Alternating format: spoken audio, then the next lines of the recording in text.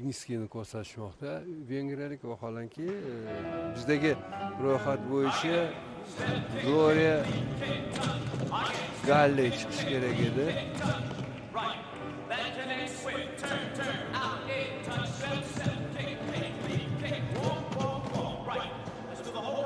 O'tgan yilgi musobaqalarda ham ishtirok etgan. Endi o'zi Toshkent O'zbekiston o'zining natijalari va musobaqalarni o'tkazish tashkilotchiligi bilan ancha o'zini mavqega ega bo'lgan uchun ana shu har yili o'tkaziladigan 4 ta Jahon Kubogi musobaqalaridan bittasi albatta Toshkent shahrida bo'lib o'tadi.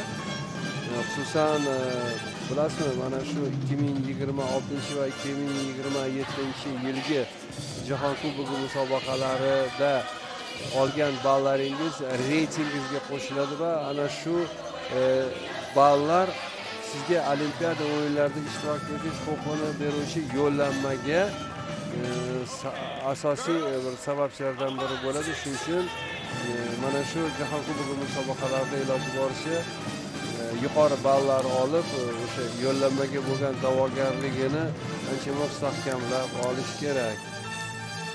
Vengriyalik sportchi